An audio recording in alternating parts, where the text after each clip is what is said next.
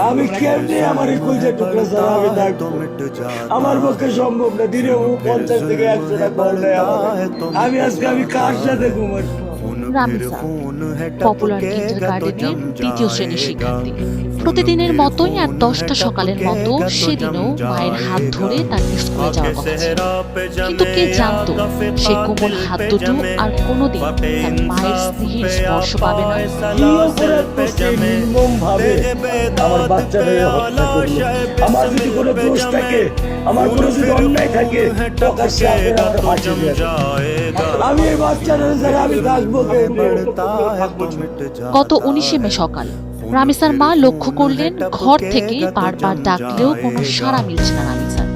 মেয়েকে খুঁজতে ঘর থেকে বেরিয়ে মা দেখলেন ঘরের মূল দরজাটা খোলা, আর ঠিক দরজার বাইরে পড়ে আছে রামিসার এক পায়ের ছোট্ট জোড়াটা। ঠিক তখনই মায়ের মন অজানা আশঙ্কায় কেঁপে ওঠে। পাগলের মতো মা খুঁজতে থাকেন রামিসাকে। এদিক সেদিক ছটফট করতে করতে বিল্ডিংয়ের প্রতিটি ফ্ল্যাটের দরজায় কড়া নাড়েন, কোথাও নেই রামিসা। ঠিক তখনই পাশের ফ্ল্যাট থেকে ভেসে আসে একটি চিৎকার। আমি কেমনে আমার এই কইজা টুকরা ছাড়া আমি থাকবো? আমার পক্ষে সম্ভব না। দিনে 50 থেকে 100 টাকা করলে বুকের ভেতর মোচড় দিয়ে ওঠার সন্দেহ আর তীব্র উৎকণ্ঠা নিয়ে রামিসার মা সেই ফ্ল্যাটের সামনে গিয়ে দাঁড়ান। কান্না ভেজা কণ্ঠে বারবার অনুরোধ করেন গেটটি খোলার জন্য, কিন্তু ওপাশ থেকে কোনো সাড়া শব্দ নেই। মায়ের আহাজারি আর কান্নায় একে একে জড়ো হয়ে যান পুরো মহল্লার মানুষ। অবশেষে উপায় না পেয়ে ফোন করা হয় 999-এ। পুলিশ এসে ফ্ল্যাটের দরজা খোলে, আর তখন সেখানে উপস্থিত সবার চোখ স্থবির হয়ে যায়। বাবা তুমি কখন আসবা? বাবা তুমি কখন আসবা? বাবা তুমি কখন আসবা? মেঝেতে পড়ে আছে ছোট্ট রামিসার নিথর রক্তাক্ত দেহ। ধারালো অস্ত্রের নির্মম আঘাতে ক্ষতবিক্ষত তার গলা। যে শিশুটির ক্লাসরুমে হাসি মুখে থাকার কথা ছিল, সে আজ এক নিষ্ঠুর পৈশাচিক পরিস্থিতির শিকার।